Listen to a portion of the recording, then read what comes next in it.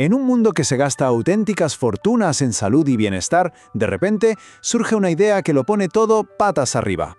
¿Y si estuviéramos viviendo en una nueva era de milagros? Bueno, pues hoy vamos a analizar la perspectiva de una fuente que no solo lo cree, sino que además presenta unas historias realmente sorprendentes para demostrarlo. Mirad, para empezar, la historia de Ángel Fox. Nos cuentan que llegó a una conferencia con un cáncer de esófago en fase 4. El orador principal no podía verla, y en su lugar le propuso algo curioso: que un grupo de niños orara por ella. Ella, aunque con sus dudas, aceptó. El resultado, pues según se cuenta, fue increíble. En su siguiente visita al médico, el cáncer simplemente había desaparecido. Ahora pasemos a la historia de Dani. Hay que imaginarse lo que es pasar 13 años en una silla de ruedas, dependiendo de un ventilador para poder respirar. Esa era su vida.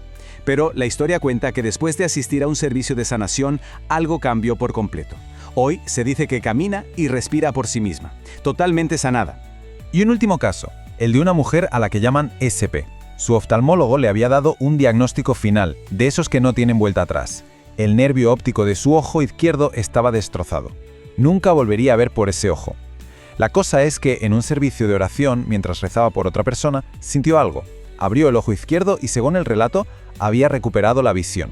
Para la fuente que analizamos, estas historias no son solo anécdotas curiosas y aisladas, se presentan como pruebas de algo mucho más grande, la idea de que estamos viviendo un tiempo de visitación divina, un momento en el que se está volviendo a descubrir una parte de la fe que, según argumentan, llevaba siglos prácticamente olvidada. Claro, todo esto nos lleva a una pregunta inevitable. Si de verdad estamos viendo este resurgir, ¿por qué justo ahora? ¿Qué tiene de especial este momento que vivimos? La respuesta que nos da la fuente no es simple. De hecho, nos lleva a analizar lo que describe como la crisis espiritual que define a nuestra sociedad moderna. Venga, vamos a meternos de lleno en esa pregunta. ¿Qué es lo que tiene nuestra época? Pues la fuente argumenta que para encontrar la respuesta no hay que mirar tanto hacia el cielo, sino más bien hacia el estado de nuestra propia cultura. Un estado que describe como un auténtico punto de inflexión. La tesis es bastante contundente, la verdad. Sostiene que nuestra cultura, que antes tenía unas raíces cristianas muy claras, está en pleno colapso. Se habla de millones de personas que abandonan la fe, de una hostilidad cada vez mayor hacia sus valores. Y todo esto, se argumenta, ha dejado un vacío espiritual enorme en la sociedad, que además se ve agravado por la ruptura del modelo de familia tradicional. Y las consecuencias de este vacío, según este análisis, son muy profundas. Nos hemos convertido en una especie de huérfanos espirituales, sin un ancla que nos dé identidad o un sentido de pertenencia. Esto, a su vez, da paso a lo que la fuente llama un nuevo gnosticismo, una dualidad muy extraña en la que nos obsesionamos con el cuerpo, pero al mismo tiempo lo vemos como algo que se puede moldear a nuestro antojo, como si estuviera separado de quiénes somos realmente. En medio de esta crisis, la búsqueda de una solución, de alivio, es frenética. Y la fuente señala un dato que es para pensárselo. Solo en Estados Unidos, el gasto anual en atención médica es de 4,5 billones de dólares. Esto se interpreta no solo como un coste sanitario, sino como el precio de una búsqueda desesperada de plenitud en un mundo que ha intentado darle la espalda a lo divino. Para entender la respuesta que se propone a esta crisis moderna, la fuente nos invita a rebobinar, y mucho, a viajar miles de años atrás, a la base teológica de la sanación. Porque esta idea de un Dios que sana no es para nada nueva. De hecho, se argumenta que está en el mismísimo corazón de su identidad. Este versículo del libro del Éxodo se presenta como una revelación fundamental. Ojo, no dice que Dios a veces sana. Lo que dice es: yo soy el Señor, tu sanador. Esto sugiere que la sanación no es algo que Dios hace, sino algo que Dios es. Fluye de su propia naturaleza. Y esta idea se refuerza con uno de sus nombres en hebreo, Yahweh Rofeka. No describe una acción puntual, sino que es parte de su identidad. Ser el Señor que te sana es una declaración de quién es Él para su pueblo, según la fuente. Aquí la fuente destaca una conexión lingüística que es fascinante. Resulta que las palabras para sanación y santidad comparten la misma raíz en las lenguas antiguas, y la implicación de esto es muy profunda. La verdadera sanación no es solo algo físico. Ser sanado por completo desde esta óptica significa ser restaurado en cuerpo, alma y espíritu. Vale, si Dios se presenta como sanador, ¿cómo se ve eso en la práctica? La fuente nos dirige a la figura central del cristianismo.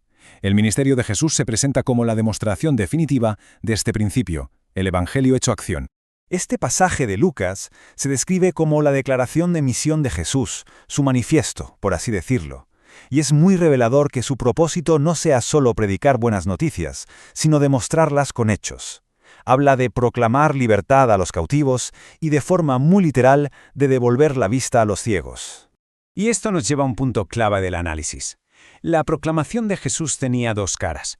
Por un lado, el Evangelio en palabras, sus enseñanzas. Por otro, el Evangelio en acción, sus milagros. Y según esta visión, eran inseparables. La acción era la prueba de que la palabra era verdad. La famosa pregunta que Jesús le hace al paralítico lo ilustra perfectamente. A ver, cualquiera puede decir, tus pecados te son perdonados. Es una afirmación invisible, no se puede comprobar. Pero ordenar a alguien que se levante y ande, eso es una prueba tangible. El milagro físico se convierte en la demostración innegable de su autoridad divina. La fuente subraya una idea teológica fundamental aquí. La sanación no es algo que uno se gane por ser bueno o por merecerlo. Se argumenta que el precio de cada curación, ya sea física o espiritual, fue pagado con el sacrificio de Jesús en la cruz. Por lo tanto, no es algo que se deba merecer, sino algo que se puede recibir. Y después de todo este recorrido teológico, volvemos al presente. Porque según la fuente, esto no es simplemente historia antigua. Es un desafío directo y muy urgente para la Iglesia de hoy, que se encuentra cara a cara con un mundo que sufre. Para ilustrarlo, la fuente utiliza la historia de Naamán el leproso como una metáfora muy potente. Ante su problema, el rey de Israel entra en pánico, se rasga las vestiduras, lo ve como un marrón imposible de solucionar. En cambio, el profeta Eliseo ve la misma situación y dice, tranquilamente, que venga a verme. Es el mismo problema, pero dos respuestas al sufrimiento radicalmente opuestas. La teoría que se propone para nuestros días es que dones sobrenaturales como la sanación se están restaurando de forma masiva.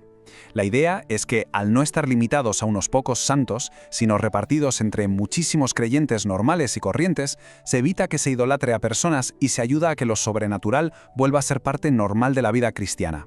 Y así, todo este análisis nos deja con esta pregunta final, una pregunta que queda en el aire. Ante un mundo que sufre y que busca desesperadamente sanar, ¿qué respuesta se está dando? ¿La del rey temeroso, que ve un problema sin solución? ¿O la del profeta, que ve una oportunidad para que lo divino actúe? Según la fuente que hemos analizado en esa elección, se juega el futuro de la fe.